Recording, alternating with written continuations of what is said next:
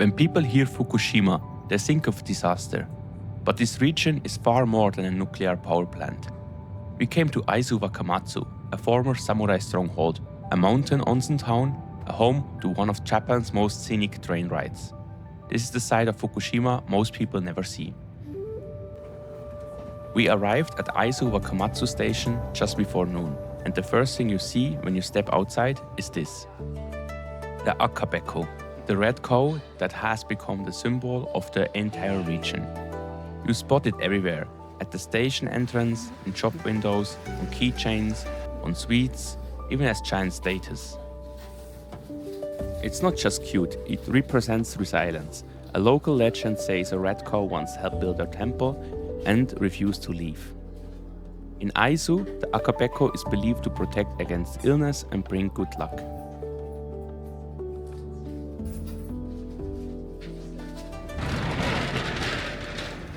Aizu is famous for its sake, or how the Japanese call it, Nihonshu. And this region has some of the cleanest water in Japan. We stopped at a local brewery that has been operating for more than 200 years. We tried a small testing flight, and here the style is crispy, dry and incredibly smooth. Buying directly from the brewery, always a smart move.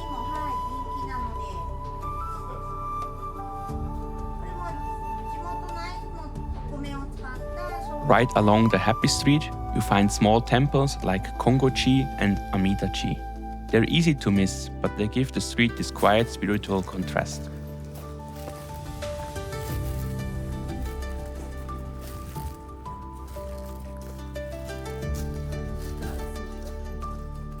Tsuruga Castle is the symbol of Aizu. It looks original, but almost everything you see today is reconstruction. The castle was completely destroyed during the Boshin War in the 19th century. Only the stone foundation and the basement remain authentic. Inside, it's more a modern museum than a preserved fortress. But standing here, you still feel the weight of samurai history.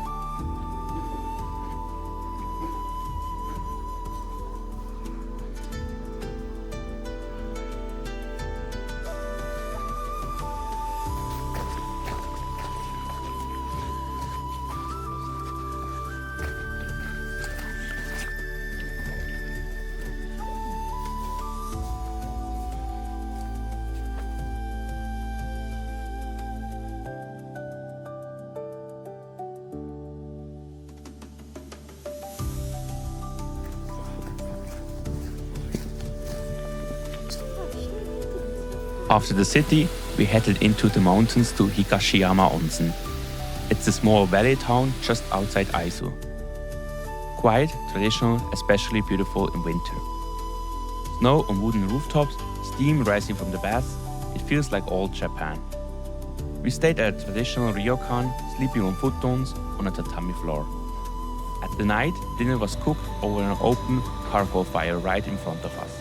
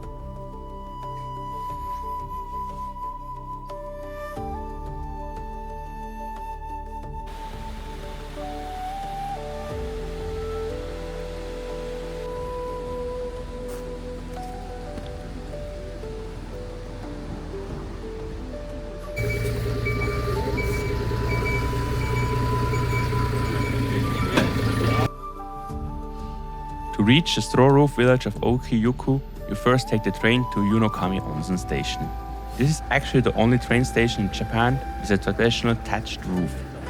It looks more like a farmhouse than a station. From here, you should definitely take the local bus.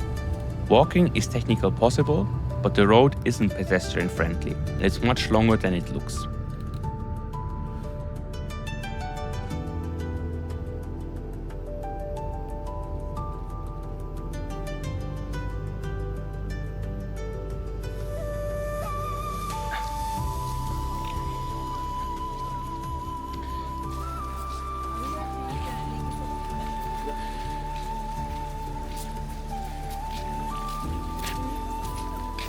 It's a bit hard. Ouchi-juku is famous for negi-soba. Instead of chopsticks, you use a whole leek to eat the noodles. It's messy, but surprisingly good.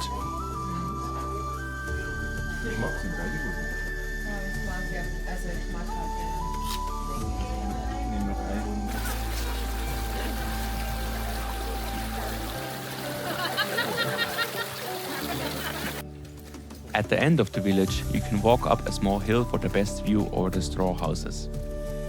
At the top, there's a bell you can ring, a quiet moment to pray to the local gods.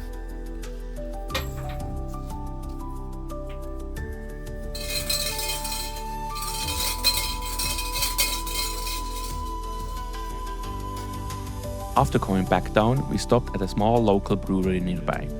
This time not sake, but umeshu. Sweet, slightly tart plum liqueur. Of course, we left with a bottle.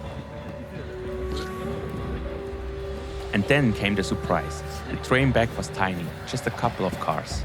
And it was completely packed. We were squeezed in the whole ride back.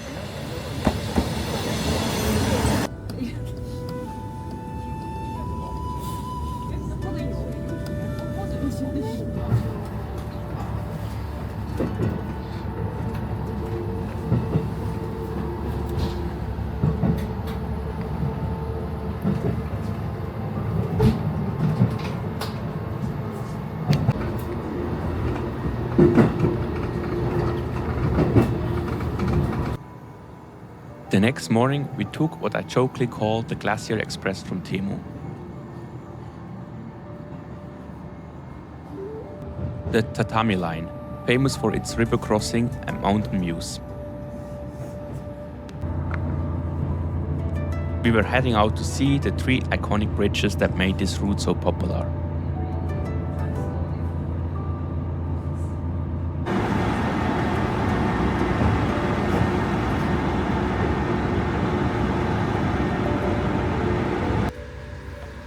We arrived at Aizu-Wakamatsu Station, a quiet countryside stop that became famous after a Taiwanese singer featured the nearby bridge in a music video.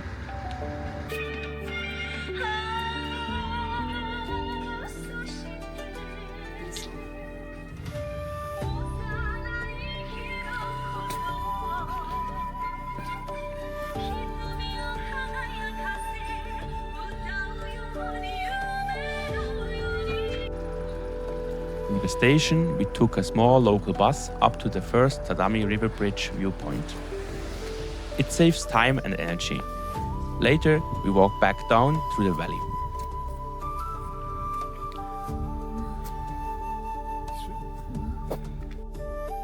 Fukushima is so much more than what most people associate it with. Aizu-Wakamatsu surprised me with its history, its food, and its quiet mountain scenery. If you enjoy exploring this side of Japan with me, make sure to like the video and subscribe. There's a lot more of Japan to discover.